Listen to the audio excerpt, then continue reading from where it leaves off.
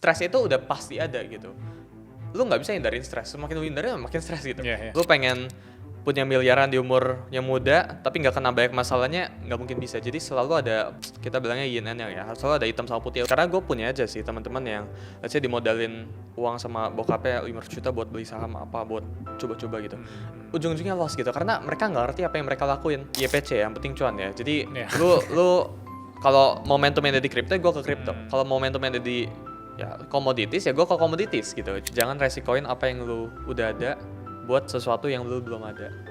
Itu wise banget menurut gue. Gimana cara bisa ribuan orang join ke gue kalau gue itu biasa aja, nggak mungkin. Paham. Gitu, nggak mungkin. Let's say 1.000 orang aja yang percaya banget sama lu, ya lu nggak butuh followers kayak 1 juta, nggak butuh. Gue nggak butuh. Tapi kalau gue punya 1.000 orang yang bisa punya pemikirannya kayak gue, ya mereka tanda kutip nggak miskin, 1.000 orang ini udah cukup, lebih dari cukup loh. Gue itu selalu nganggap diri gue itu beruntung. Gue nggak nganggap apa yang gue dapat sekarang itu 100% dari hasil kerja keras gue, enggak gitu. Ada lucknya, selalu ada hokinya, dan hokinya dikasih sama yang di atas. Halo semuanya, kembali lagi di podcast Suara Berkelas. Hari ini kita kedatangan tamu yang masih muda banget. Halo. Ada Sulianto. Iya. Gue panggilnya Suli ya. Suli aja, iya. Gue penasaran Suli. Umur lu masih 18 tahun. 18 tahun. Tapi kata teman-teman yang kenal lu, katanya udah hasilin lebih dari belasan miliar di industri finansial. Maksudnya mindset itu datang dari mana? 18 tahun tapi secara finansial lu udah kuat banget gitu. Bisa ceritain nggak? Maksudnya ya itu kan belasan miliar katanya, ya kan sebenarnya bisa lebih ya. Oke. Tapi masalah mindset berarti mulainya ya. Mulai dari mana? Kalau ditanya sebenarnya mulainya itu udah lama banget ya. Tapi jadi mulainya itu bukan mulai invest sebenarnya, mulai cari duit. Invest itu buat ngapain? Ya financial market itu buat ngapain? Ya buat puter duit yang udah ada. Jadi awalnya itu gue kelas 2 SD, ya gue jualan stick es krim namanya, lo tau gak? Jadi stick es krim tuh dulu trennya tepok-tepok di ini. Jadi kayak teman sekolah lu nanti kalau main, kalau sticknya itu ngeflip sesama dia menang gitu lah. Jadi gue jual satu sticknya 2.000 pas itu. Itu sticknya itu kayak lu bisa amplas, lu bisa apa, itu kelas 2 SD. Jadi passion cari duit itu udah ada dari sejak kelas 2 SD gitu. Ya itu sejak saat itu gue cobain banyak lah. Gue pas itu sering banget nonton film Marvel. Jadi kan kayak lu tau lah, film superhero kan suka ada teori-teorinya. Itu gue buatin blog, terus gue pengen coba monetize gitu. Itu gagal. Gue pengen coba-coba jadi vlogger, gue kemana-mana gue nge-vlog gitu kan seharian gue. Pokoknya gue pengen cari duit lah, goalnya itu cuma pengen cari duit. Itu entah kenapa dari kecil tuh udah ada aja gitu. Sampai beberapa tahun yang lalu ya COVID happen, terus saya semua orang di rumah kan. Jadi gue mulai, gara-gara gue di rumah, gue juga pas itu lagi sekolah ya. Kita juga tahu lah pas sekolah itu COVID, kita nggak beneran perhatiin gurunya, kita justru cari kegiatan lain. Nah kegiatan lain gue itu ya, gue coba gimana sih cara gue, apa sih opportunity-nya di COVID ini gitu kan. Jadi ketemu pas itu. Gue kebetulan pas itu lagi specialize, gue lagi seneng banget main game. Kebetulan ada toko-toko game yang gue lihat kayak desain page IG page-nya jelek-jelek. Ya, jadi gue desain-desainin tuh satu-satu. Ya cara gimana ya, gue offer mereka desain gratis nih loh. Page lu tuh sebenarnya bisa sebagus ini loh. Gue udah desainin gratis dulu. Terus gue bilang, oh lu kalau pengen lanjutin retainer sama gue, lu beres gini gitu. Itu dulu kayak gitu. Gue ngurus beberapa page. Dan kan COVID happen, market saham semua crash. Tapi dulu tuh yang ramai tuh saham dulu. Ya, jadi gue masuknya ke saham dulu awal-awalnya. Ya, saham yang pertama gue beli itu BCA. Jadi duit dari sini, dari gue ngurus page dan sebagainya. Ya, bahkan gue jualan item di game. Pokoknya banyak lah. Kalau lo pengen list income, kayak gue bakal lakuin apapun buat cari duit lah, buat dulu lah gitu. Gue pokoknya nggak ada istilah passion, nggak ada istilah apa. Pokoknya gue ngelakuin apa yang menghasilkan buat gue pas itu. Belum ada specific niche dan sebagainya, belum ada strategiknya lah, belum ada strateginya. Gue cari duit dari sini, gue tembak ke financial market ya. Pertama kali itu saham, karena ramennya itu saham, ya kan. Jadi market crash, IHSG drop 30%, 20-30%, invest ke BCA, invest ke beberapa saham gitu. Di situ umur 15 itu 100 juta pertamanya dari situ. Gitu. Terusnya pas everything recover dan sebagainya, gue mulai mikir gini, kalau jadi gamenya pas itu, gue nggak usah sebut nama gamenya, mungkin beberapa audiensnya ada yang tahu, karena familiar banget ya. Jadi gue mikirnya kalau game ini mati, income gue mati. Ya, jadi kalau game ini nol, tokennya ini tutup, gue nggak dapat duit lagi gitu. Benar. Jadi apa yang gue lakuin, gue cari source of income lain. Karena pas itu gue udah punya cash lebih, ya jadi COVID itu ngebuat gue 0 ke 200 sampai 400 juta. 200 sampai 400 ranges gitu lah, ya kan. Itu dipecah pas itu ke saham, gue invest di reksadana dan sebagai kripto, ada juga allocation-nya kecil dulu gitu. Gue mikir, ya kalau game-nya mati, income gue mati, gue harus cari income lain, source of income lain. Caranya kayak gimana? Pas itu ya biasalah kita Google how to make money online dan sebagainya. Ketemu pas itu trading, forex trading pas itu. Ya forex index commodities lah, ya kayak gold, apa dan sebagainya. Gue invest semua duit gue, ya. Jadi bukan invest awalnya tuh gue coba-coba tapi gue nggak ngerti a single thing kayak candlestick tuh cara baca itu gimana, gue nggak ngerti. Jadi caranya awalnya kayak gimana? Gue invest ke ilmu. Ya gue beli course luar negeri, gue beli course ada di Indonesia banyak gitu kan. Sampai pokoknya 3 digit, ratusan juta gue spend buat edukasi leher ke atas gitu. Jadi gue nggak pelit banget buat karena gue ngerti ini kalau gue bisa cari duit, gue punya skill set ini, ya otomatis gue pasti akan menghasilkan ke depan. Jadi gue berani invest. Kayak lu suruh gue sekarang invest 1M ke ilmu asal gue tahu itu jelas. Let's say kayak ada course AI harganya 1M, gue beli sekarang gitu. Tapi ya itu kan problemnya sama orang-orang sekarang tuh nggak mau invest duitnya gitu. Tapi anyway, gue taruh duit gue ke sana, ya. Dan awalnya loss, ya secara singkat mungkin baik banget gue udah ceritain ke yang podcast specifically buat trading. Dan eventually bounce-nya itu pas ada satu, kita namain istilahnya prop firm lah di dunia forex dan sebagainya. Itu ibaratnya secara nggak langsung lu dikasih kredit buat trading, atau bahasa tanda kutip begonya ya, lu dimodalin buat trading. Tapi sebelumnya lu harus ikutin tes dulu gitu buat lulus. Ya, proprietary trading firm namanya. Gue lolos itu, gue dapat funding $100,000 ya. Dan pas itu marketnya very bullish. Ya, marketnya itu sangat enak buat di tradingin. Jadi ada market condition tuh, market yang enak buat di tradingin. Ya, pas semuanya itu lagi secara technical itu, secara candlestick lagi enak buat dibaca, dan yang susah gitu. Itu tergantung orangnya ya. Nah pas itu gue ngeliatnya ini semuanya gampang ya. Jadi semuanya itu lagi easy mode gitu. Gue printing di sana. Kebetulan di sekitar itu 2023 akhiran ya.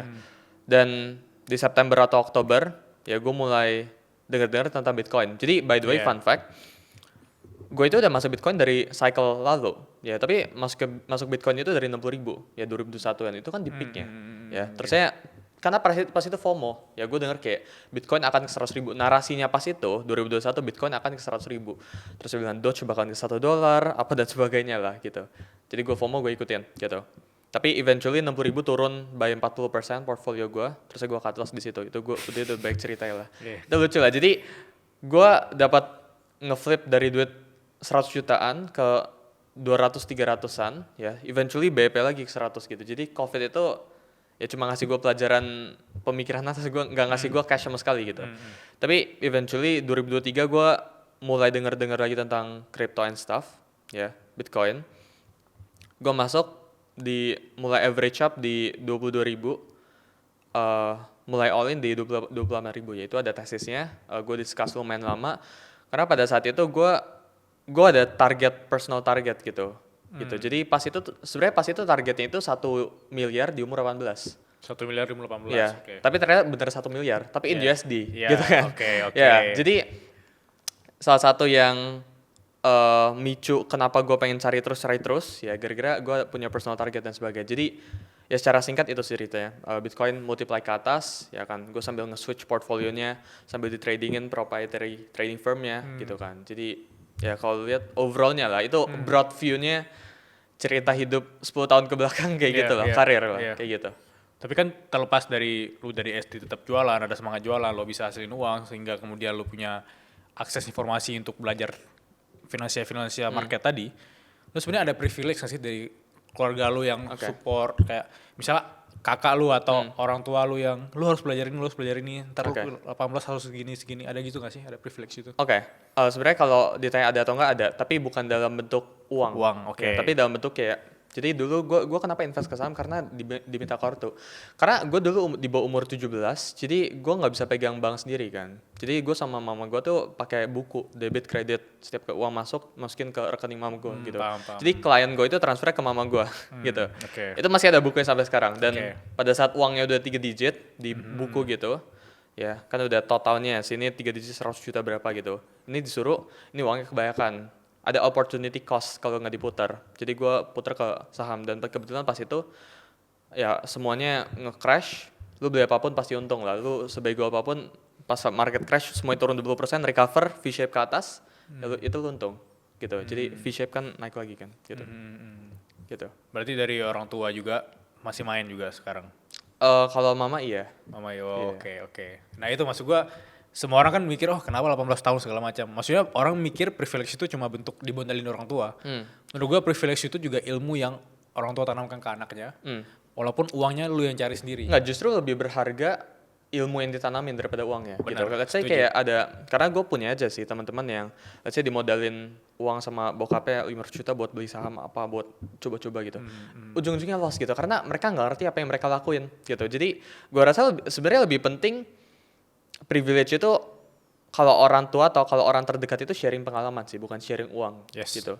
Karena pengalaman itu nggak bisa dibeli gitu, tapi uang itu lu bisa cari gitu. Mungkin pengalaman orang yang bisa kita beli pun harganya mahal banget. Kayak gak sih? Iya, dan siapa sih yang mau sharing? Iya. Gitu. Iya. Ada nggak story yang dimana lu di fase kayak gue nggak mau lanjutin ini gitu? Di fase gue mau give up sama ini, ada gak? Oh, maksudnya kalau misal lu mention tentang trading, itu give up-nya kepikiran give up-nya berkali-kali, tapi gua ada opsi apa? Kan Yeah. gua nggak ada opsi apa-apa gitu. Yeah, yeah. Jadi yang mau nggak mau sih ya. Jadi dalam trading itu ada istilahnya namanya lu kena margin call ya. Alias lu trading account tuh jadi 0 gitu. Ya jadi lu deposit terus lu margin call artinya lu udah mau hilang duit lu gitu. Lu udah mau kena likuidasi kita bilangnya. Itu karena lu loss-nya berkali-kali. Itu gua kena margin call 11 kali sebelum balik profitable. Ya itu kan ya itu cerita yang sangat panjang, itu kalau pengen ceritain kan berjam-jam gitu. Cuma broad view luasnya kayak gitu sih. Gitu. Gue penasaran sih, maksudnya lo udah punya penghasilan segede ini, tapi dari sisi per sekarang lo investnya di mana aja, kalau boleh tahu ya? Oke. Atau lo juga main di real business, mungkin bisa ceritain nggak? Oke. Baik yang ngira sebenarnya gue all in ke crypto dan sebagainya, gue enggak. Iya. Jadi sekarang allocation-nya itu 70% crypto, 30% cash. Cash ini purely cash yang gue bisa cash out gitu. Jadi karena sekarang itu pemikirannya bukan pengen ngeflip duit gue jadi sekian lagi. Game-nya udah beda. Sekarang itu tentang mempertahankan duit yang gue udah punya gitu. Jadi bukan masalah gue pengen 2x duit gue, udah bukan kayak gitu, udah bukan kayak dulu. Jadi game itu yang dimainin beda. 30% cash, 70% crypto. Nah, crypto ini kan ada alokasi fullnya kan. Jadi ada Bitcoin, ada alts dan sebagainya gitu. Kedepannya mungkin tahun depan bakalan masuk ke stocks, IDX stocks mungkin atau ya stocks tergantung market conditions sih. Cuma buat sekarang kayak gitu. Gue itu YPC yang penting cuan ya. Jadi lu kalau momentum yang ada di crypto, gue ke crypto. Kalau momentum yang ada di ya commodities ya gue ke commodities gitu. Jadi dan sebagainya lah gitu. Kayak contohnya gold ini all time high kan. Lihat emas all time high 25% per tahun ini kalau invest. Jadi fun fact kalau lu invest ke emas awal tahun ini sama lu invest ke Bitcoin, lu lebih cuan invest ke emas. Yes, Ya Bitcoin itu minus 10%, emas itu plus 25%. Ya, apakah gue ada trading gold? Ada gitu kan. Jadi ya kalau lu tanya ya apa ya, gua nggak mendewa-dewakan satu aset sih, gua keep switching gitu. Yang ada cuan ya gua dalamin. Kan ujung-ujungnya broad kan, financial market yang penting gitu. Dengan lu punya banyak itu, tapi lu nggak coba tuh kayak real business kayak apa, kayak F&B atau apa sekarang? Ya kedepannya akan sih ya, cuma kedepannya akan untuk sebenarnya bukan untuk real cari cash flow ya, tapi untuk belajar gitu. Karena ada bener ya bisnis buat cari duit, cuma pasti buat gua pribadi uangnya itu sangat lambat dibandingkan gua puter diri gua pribadi. Jadi pengen bisnis itu buat for fun, buat belajar gitu. Iya. Jadi lu putar dulu yang cepat sekarang. Iya. Mungkin kemudian ada kesempatan di depan, mungkin lu mau coba untuk kayak lu mempelajari bisnis apa nih, marketing apa gitu ya. Iya, gitu. Mungkin dari gue penasaran juga sih, maksudnya kalau orang-orang di luar sana yang nonton, karena gue kalau nongkrong sama teman tuh ada yang bilang kayak gue mah belum mau mulai Bitcoin dan segala macam. Coba lu yakinin gue dan teman-teman gue yang nonton ini, kenapa kita harus coba ke Bitcoin. Let's say kita orang awam yang nol banget gitu. Dan lu datang dari Bitcoin cerita nih, yakinin kita gimana? Nggak, justru lu nggak bisa maksa orang yang emang gak mau invest ke let's say ke crypto atau Bitcoin. Karena gini, mungkin lu kenal investor yang terkenal lah, ya kan. Semua orang tahun ini loss top 10 ya kan. Orang ini profit sendiri, Warren Buffett, lu tahu kan? Iya tahu pasti. Warren Buffett kan anti Bitcoin. Kenapa? Karena dia udah punya dia udah punya cukup gitu. Jadi dia udah bukan orang yang butuh sesuatu lagi gitu. Nah, sama kayak misal lu udah berkecukupan gitu, lu nawarin Kong lo Bitcoin susah gitu. Jadi orang tuh emang harus ada purpose-nya, orang tuh emang harus ada urgency-nya gitu. Baru ketemu Bitcoin dengan sendiri ya. Kayak ya kalau bicarain kenapa Bitcoin, it's a global currency ya, it's a global asset. Ya let's say lu invest ke BCA. Ya lu invest ke lu pilih mana, lu invest ke BCA. Gini, kalau orang luar negeri pengen invest ke BCA, cara mereka invest gimana? Harus buka account dulu. Ya dia Indo, repot prosesnya. Kayak switch dari orang Indo mau SP500 terus misal lu pengen invest ke stocks di India gitu, gimana caranya? Nggak bisa, repot, susah banget. Bitcoin gimana? Global asset gitu, semuanya bisa beli nah lu pilih beli aset yang bisa dibeli sama certain people aja ya, atau lu pilih aset yang bisa dibeli sama global ini gitu kan. Gitu. Jadi pertama harus ada urgency-nya, ya kedua it's a global asset ya. Ketiga ini baik-baik yang kadang-kadang Bitcoin itu go to 0.0, gue kurang setuju sih ya. Orang bilang kayak, lu pernah lihat ya Bitcoin itu go to 0.0, the next gold. Ya, kenyataannya correlation-nya negatif sama Bitcoin sama gold ya. Jadi buat sekarang itu masih kategorinya risk assets, masih sama kayak US stocks per detik ini ya. Tapi apakah kalau 1 tahun lagi, 2 tahun, 3 tahun lagi ini bakalan jadi go to 0.0, kita nggak tahu gitu. Tapi kalau lu tanya kenapa harus invest Bitcoin ya tadi reasonnya gitu. Karena ada juga beberapa negara yang udah serius sama Bitcoin ya, kayak kalau nggak salah ada El Salvador yang gue baca ya. Ya itu kan negara yang mengadopsi Bitcoin. Terus ya basically Trump kan lately kan baru aja nge-stamp kan Strategic Bitcoin Reserve, itu sebenarnya cuma ganti nama sih ya kan. Itu Bitcoin dari sitaan diganti gitu. Tapi itu kan udah basically ngecap kalau Bitcoin itu nggak scam gitu. Jadi gue rasa daripada gue jelasin panjang lebar nge-convince orang ini bukan scam, lu lihat aja ini negara udah bilang ini gak scam. Ini BlackRock ya, asset management fund terbesar, udah invest ke Bitcoin, udah bikinin ETF-nya gitu. Sailor udah bikinin, udah ngutang-ngutang kayak orang gila buat beli Bitcoin dan sebagainya. Ya gua nggak tahu ya kalau orang masih bilang scam atau sebagainya, tapi menurut gua start small ya, allocation-nya kecil dulu aja. Jadi kayak nggak usah lah all in gitu, jangan lah gitu. Nggak usah. Ya ntar stres sendiri malah kalau kecewa ya. Tapi dari sisi seorang Suli nih ya, menurut gue kalau mungkin gue di usia lu masih santai-santai banget gitu. Per sekarang semakin banyak uang, of course stres lu bakal naik ya. Nah pertanyaannya, lu pernah gak sih di tahap kayak tiba-tiba anxiety atau wah ini gue beban nih, atau gue takut banget nih uang gue habis segala macam. Ada di tahap itu gak sih? Oh pasti, maksudnya kayak kalau tanya setiap minggu pasti kepikiran kayak, karena gini, lu tau quote ya Spider-Man yang with great power comes with great responsibility. Yes. Itu sama sih, kayak lu pengen pegang banyak uang tapi lu nggak pengen kena masalahnya, nggak bisa gitu. Lu pengen punya miliaran di umur yang muda tapi nggak kena banyak masalahnya, nggak mungkin bisa. Jadi selalu ada, kita bilangnya yin and yang ya, selalu ada hitam sama putih. Lu pengen dapat, there's no light without dark ya. Lu pengen dapat sesuatu yang positif, harus selalu di dunia itu adil lah. Ya harus selalu ada timbangannya gitu. Jadi kalau tanya apakah ada, cuma apakah gue acknowledge kayak apakah gue komplain itu ada, enggak gitu, karena itu bagian dari resikonya, itu bagiannya gitu, bagian dari hidup aja gitu. Tapi dari sisi pertemanan lu yang ngelihat wah ini terlalu maju nih, ada sisi toksiknya nggak sih? Ini toxic itu gimana? Ini dari POV gue yang pernah di tahap kayak mungkin 18 tahun, 20 tahun, ntar ada 1-2 orang yang maju, biasanya ada temen yang kayak pakai POV crab mentality, ngapain lu terlalu maju lah, sombong lu udah sukses segala macam. Pernah gak di tahap itu? I mean kalau mau dipikirin pasti pernah ya, cuma gua nggak gitu, gua bukan tipe yang dengerin apa kata temen sih. Tapi lu punya temen circle pertemanan dekat gitu yang ngomong kayak gitu enggak? Gua selalu jauhin. Yang maksud gua circle pertemanan yang tidak bergantung pada satu topik ya, trading doang, investasi segala macam. Selalu gua keep circle gua dipisah sih ya. Ada yang khusus buat gue bahas kerjaan, ada yang khusus gue have fun gitu. Jadi sengaja emang gue pisah-pisah gitu. Tapi Dan gue nggak pengen combine ya. Yang have fun lu nggak ajak ke sini. Nggak akan gue tarik buat ayo kerja sama gue gitu, nggak akan gitu. Tapi lu sentil juga, lu bisa hasilin uang dari sini. Nggak usah. Wow. Karena Keren. separate, pisah dong gitu. Kalau gue coba gabung ini semua nggak bisa, gue ya makin berantakan gitu. Wah. Karena ada kadangnya gue butuh kerja, ada kadangnya gue butuh have fun gitu. Kalau teman have fun yang gue kasih kerjaan, ini jadi teman kerja satu. Gitu.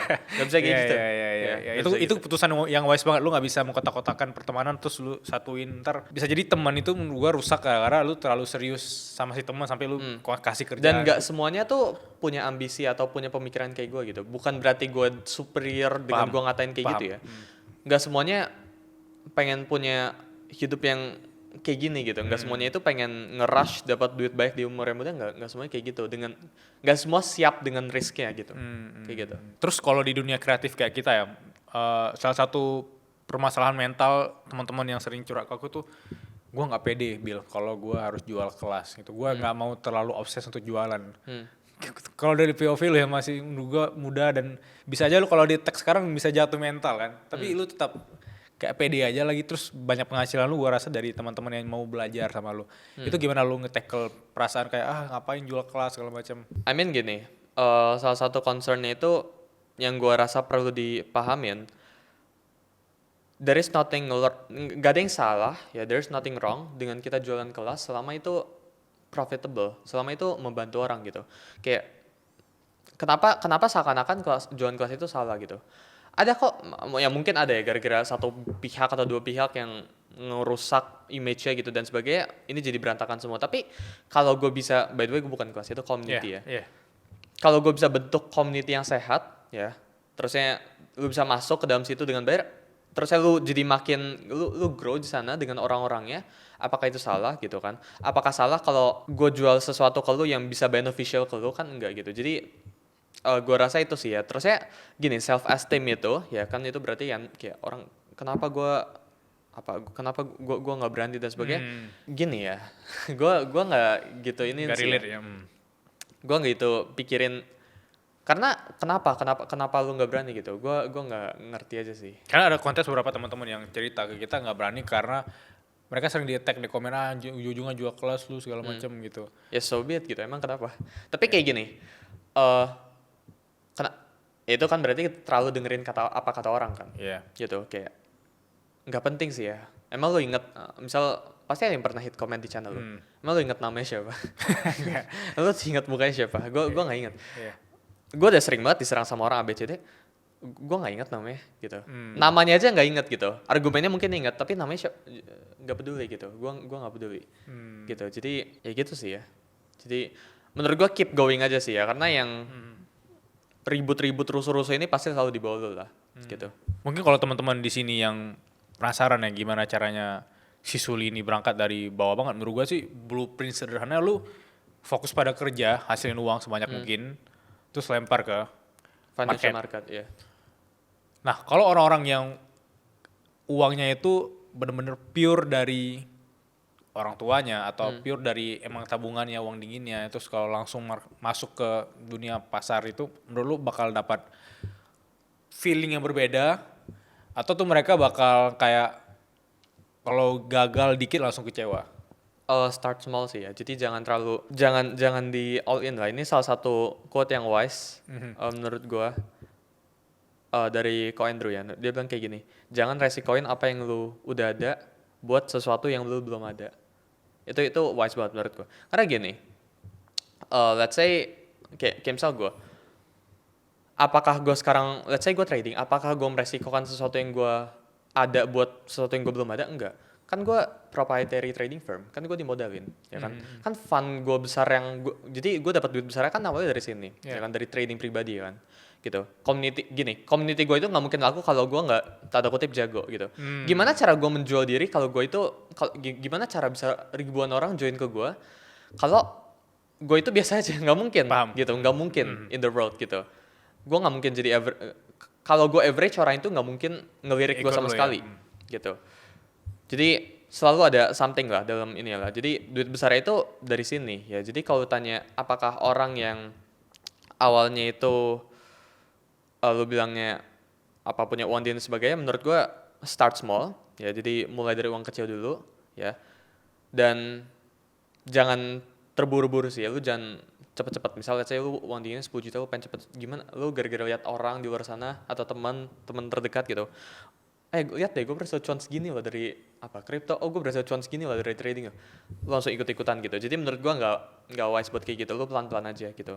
Karena gini, gue sering lihat ya, kayak pengen ngerubah duit segini jadi segini ya. Misal lu pengen ngerubah duit ya, lu sekarang tabungan lu misal 10 juta jadi 1 M, terusnya kenapa gitu, emang kalau jadi 1 M kayak gimana, what's next gitu, lu mau apain duit yang 1 M, lu mau puter lagi gitu.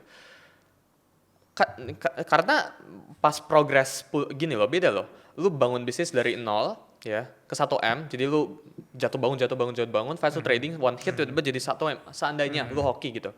Beda loh progress mindset dua orang ini loh. Jadi misal ada orang A yang trading ya, hoki dan sebagainya, di jackpotin, di all in full marginin jadi 1 M. Versus orang kedua yang bangun bisnis, jatuh bangun, ya bertahun-tahun bikin bisnis lagi, jualan produk ABCD dapat 1 M. Ini beda pola pikirnya. Jadi satu hal yang menurut gue perlu di realize itu, yang seru itu justru journey-nya, kesananya gitu, bukan endingnya, bukan reward-nya gitu sih. Jadi ya start small sama pelan-pelan aja gitu. Gue kagum sih sama Messi anak 18 tahun kayak gini. Maksud gue, ada gak tokoh yang benar-benar nge-inspire lu banget untuk berpikir dengan filosofi hidup seperti ini atau ambisi finansial seperti ini, ada gak? Boleh ceritain gak? Gue belajar dari baik banget ya, cuma yang lu petik satu deh yang menurut lu kayak ini dia benar-benar nge-inspire gue banget gitu. Maksudnya kalau lu minta pikirin kayak gitu, gini ya, gue rasa enggak ya sih ya. Oke. Nggak ada specific person gitu, nggak ada. Cuma gini, kalau gue pengen kelihatannya PR, gue pengen kelihatannya bagus depan kamera, gue sebut nama gitu kan. Oke. Gue pengen muji siapa, gue sebut nama. Cuma ya for now nggak kepikiran sih. Ya. Karena pure dari self reflection pribadi, gue mikirin apa setiap hari pribadi sih. Jadi belum ada. Tapi apakah gue belajar dari banyak orang? Belajar gitu kan. Cuma apakah berarti gue beneran, karena gini, gue nggak percaya kayak guru itu cuma satu, itu gue nggak percaya gitu. Jadi kayak misal belajar, mentor lu cuma satu, terus lu sukses cuma gara-gara mentor, nggak mungkin gitu. Menurut gue ya. Selalu butuh back source gitu. Jadi gue nggak bisa kasih kredit ke satu orang doang gitu. Kayak gitu sih. Itu keputusan yang wise sih menurut gue, kayak bisa jadi lu bener-bener terpengaruhi oleh 5-6 orang yang bener-bener lu selama ikutin. Tapi kalau lu kasih satu kredit tuh menurut gue gak adil. Tapi itu keputusan yang bagus. Terus dari sisi journey yang udah lu jalanin per hari ini, sebenarnya visi lu ke depan dalam konteks ini, apakah lu community lu udah 20,000 orang atau apa, bisa lu gambarin gak? Maksudnya berarti apa ke depan ya? Ya ke depan dari visi. Gue pengen ngapain gitu? Dari Suli dan tim atau Suli as a personal journey. Oke.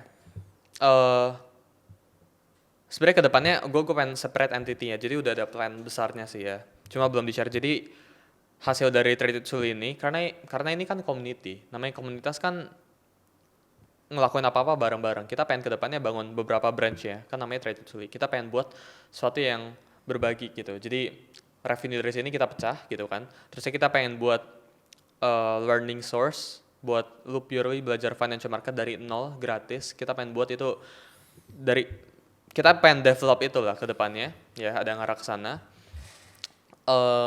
Gini, gue pengen bentuk cloud community sih ya, karena gue percaya itu ke depannya bakal jadi something.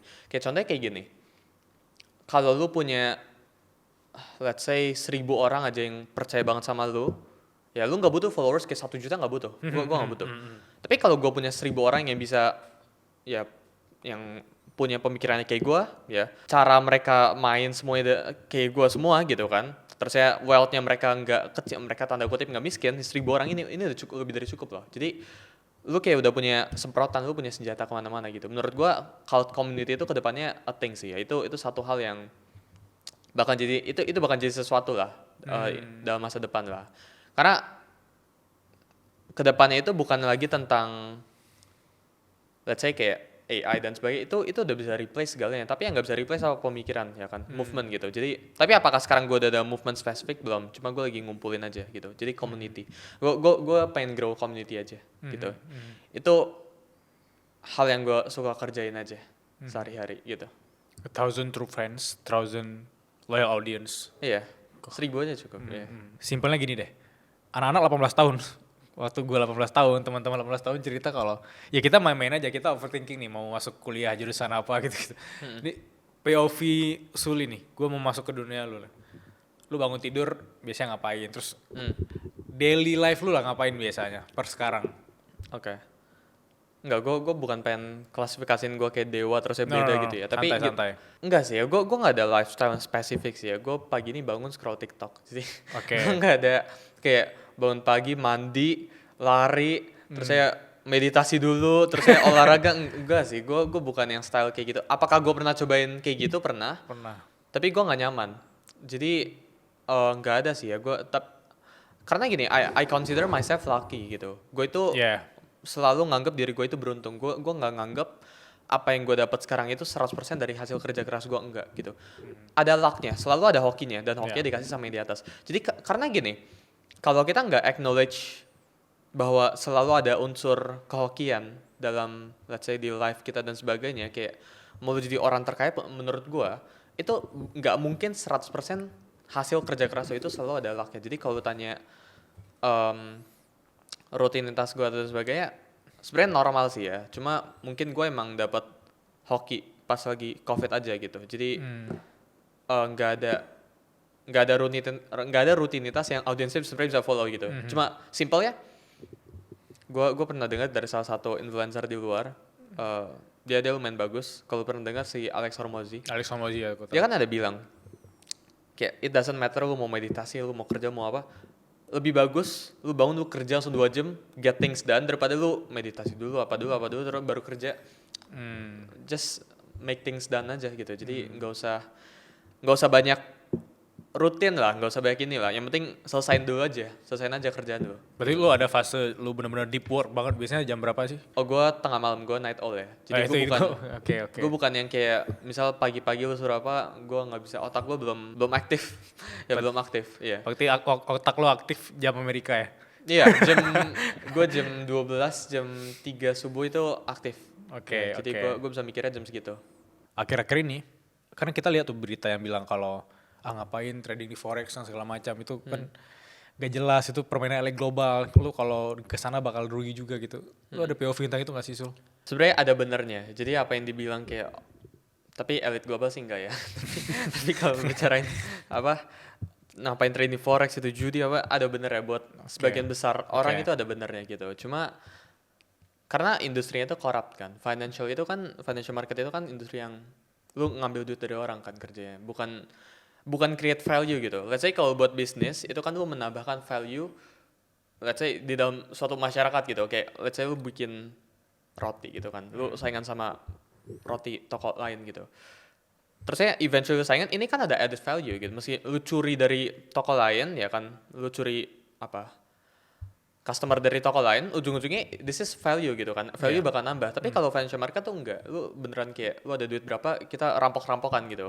Adu-aduan. Secara kasar mata kayak gitu. Jadi ada benernya. Cuma kalau lu bicarain kayak masalah elit global, gue rasa itu terlalu jauh ya tentang forex gitu. Tapi apakah itu jadi alasan buat lu nggak mulai? Nggak juga gitu. Jadi ya baik ke tadi sih ya.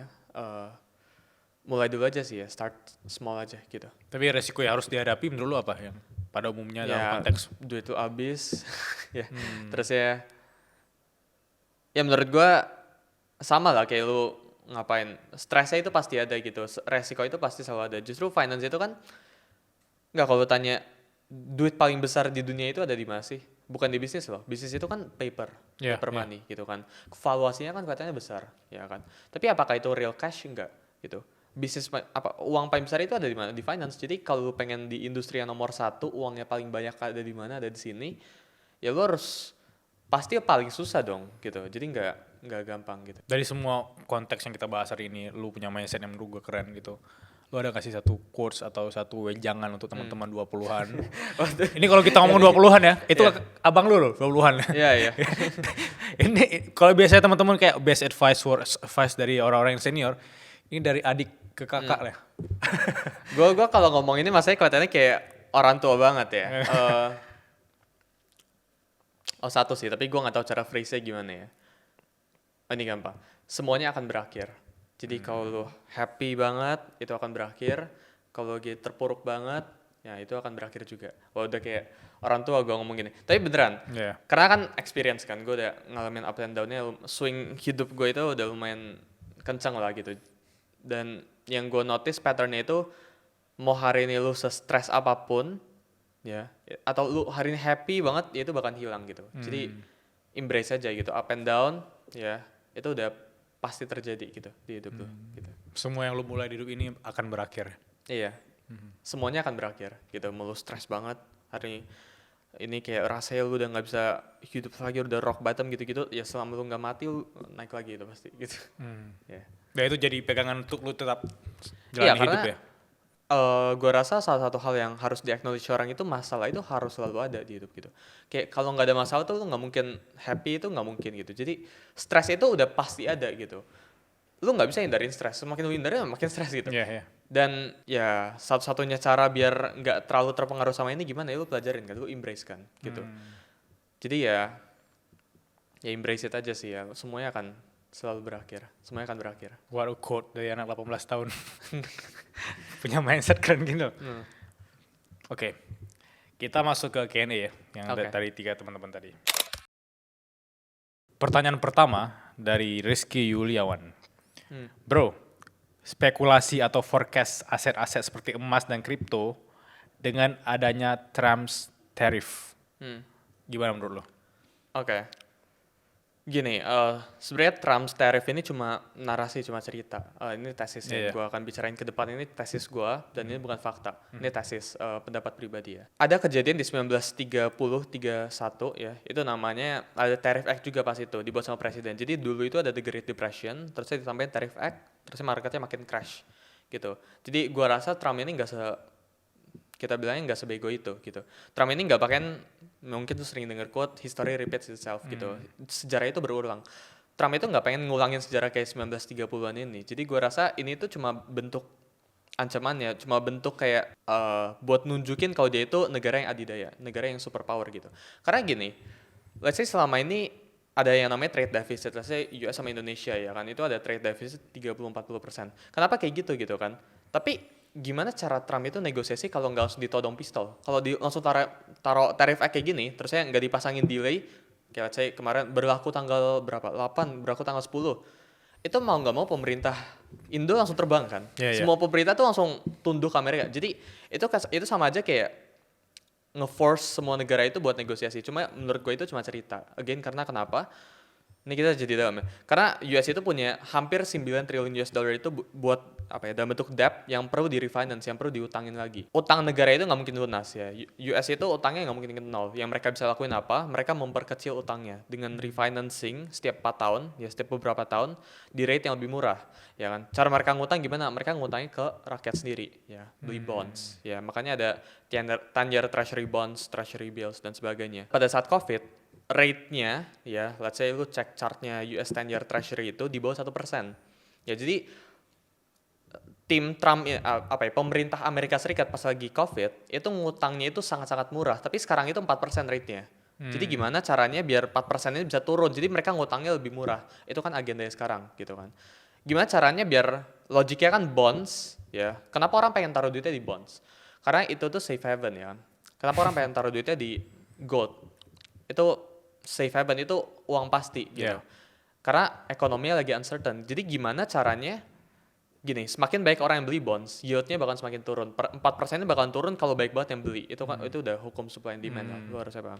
Jadi gimana caranya biar Trump ini nurunin yield-nya? Dibuat uncertain dengan sengaja. Nah, kali ini cerita uncertain-nya ini apa? Tariff Act ini gitu. Jadi yang lu sadarin sini, sengaja dibuat tariff Act ini, uncertain, chaos dan sebagainya, diturunin gitu kan percentage-nya, sambil US ini refinance utang mereka gitu. 9 triliun US dollar kurang lebih gitu. Cuma di sini ada satu problemnya kalau cek ya. Yaitu ini gue bilangnya uncontrolled variable, namanya itu China. China itu kan nomor 2. Jadi semua negara ini tunduk, ayo kita negosiasi gitu langsung. Semua negara langsung terbang buat negosiasi sama timnya Trump gitu kan. Tapi China ini malah ngelawan, ya kan, saling pasang tarif dan sebagainya gitu kan. Kenapa? Karena China ini negara nomor 2 kan, dan mereka punya bargaining power yang cukup tinggi, nggak kayak negara lain gitu. Jadi ya Makanya dan China ini pegang treasury bills yang lumayan banyak, worth of Amerika gitu kan, worth of US gitu. Jadi gua rasa sekarang itu current market condition itu kayak gitu ya. Kalau minta gue forecast gini, gold itu all time high kenapa? Jadi setiap kali gold all time high itu pasti ada selalu ya event lah ya kita bilangnya. Jadi gold itu all time high nggak mungkin nggak ada terjadi apa-apa di dunia. Pasti ada selalu terjadi sesuatu di dunia kalau gold itu all time high. Ini gold all time high kenapa? Gara-gara ada uncertainty gitu. Gara-gara orang pindah gitu. Tapi kalau tanya kayak ya risk assets ya. Risk assets itu udah ngedrop index drop 20% itu sangat-sangat besar gitu. Kayak S&P 500 drop 20% ke atas, Nasdaq drop 20%, 30% itu sangat-sangat besar. Dan secara hitungan gue ada beberapa tools yang ya sebenarnya mau dijelasin panjang lebar bisa, tapi secara medium term ya kita bilang 90 hari ke depan kita bakal recover gitu. Jadi kalau tanya gimana, ini cuma sekedar fluktuasi sementara aja lah yang dibuat sama Trump ya, karena mereka itu pengen buat ekonomi uncertain, mereka pengen refinance utang Amerika Serikat gitu. Gimana caranya refinance utang Amerika Serikat? Nggak boleh ada orang yang invest ke risk assets, nggak boleh ada orang invest ke US stocks, nggak boleh ada orang invest ke crypto. Semua semua duit di sini itu harus ngalir ke bonds. Biar yieldnya turun, semua orang beli bonds, persentasenya turun, Trump bisa refinance gitu. Berarti tesis lu 90 hari ke depan tuh bakal recover. Iya, secara hitungan gitu. Dan again tujuannya itu kan pengen nurunin yieldnya. Ya, jadi selama Trump ini menjabat, ya Trump ini cuma pengen refinance gitu utangnya. 4%-nya turunin. Mungkin range yang gue hitung itu sekitar 2 sampai 3,5% US 10-year treasury bonds ya. Gitu. Jadi range gitu di refinance gitu. Oke, jadi bagi teman-teman yang mau beli emas sama Bitcoin, tunggu 90 hari ke depan. Nggak, justru sekarang. Iya, justru sekarang lu belinya. Beli emas, lagi tinggi-tingginya. Tergantung ya. Maksudnya kayak gini, period investment itu berapa lama sih? Misal lu pengen beli emas, lu pengen beli sekarang, jualnya tahun depan, itu kita nggak tahu.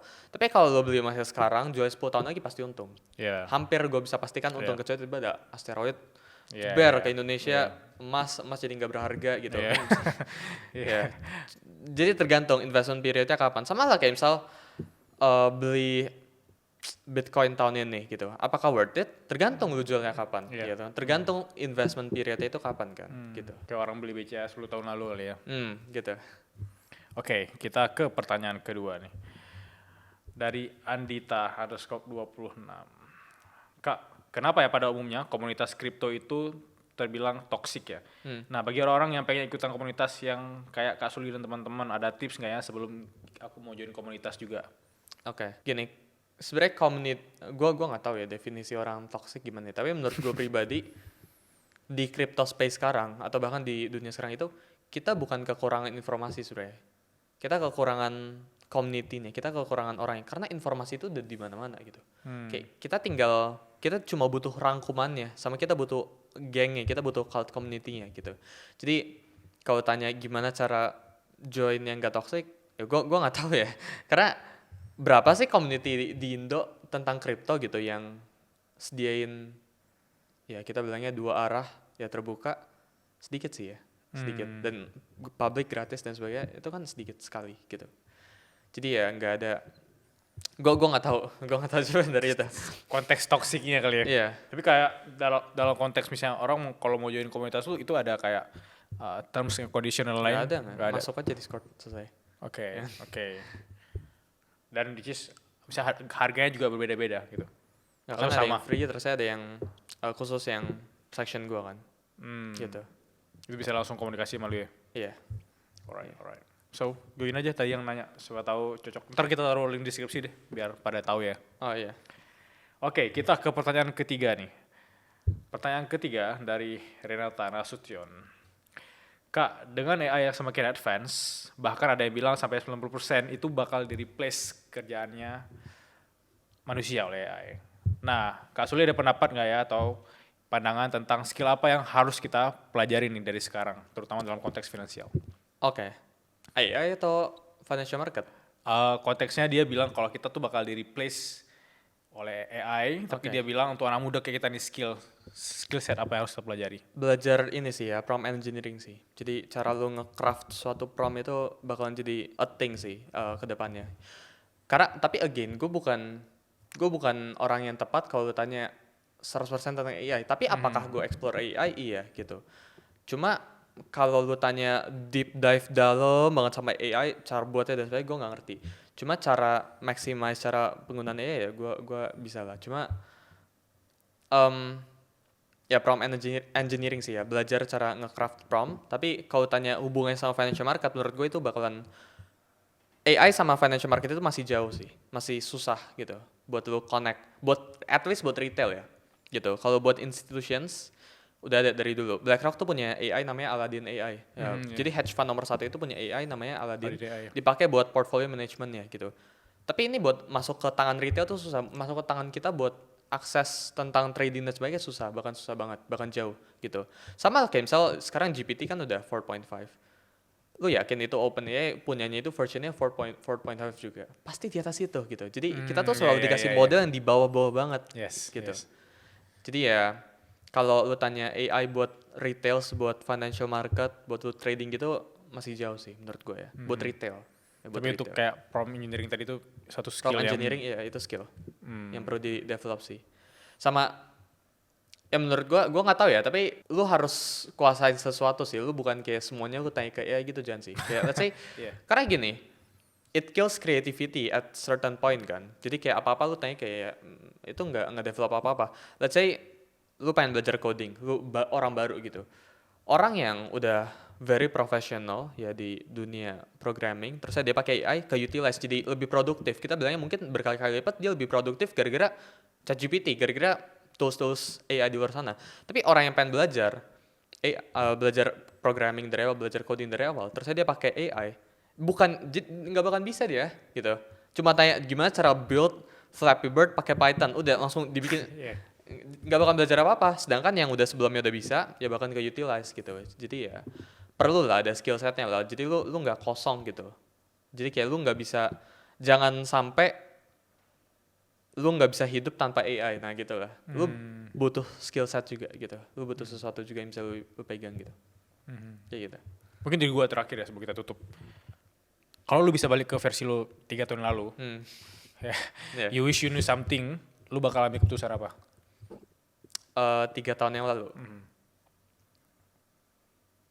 Message ke diri sendiri 3 tahun lalu atau lu bisa balik ke versi 3 tahun lalu, lu bakal ambil keputusan apa yang mungkin lu nggak akan sesali sekarang gitu?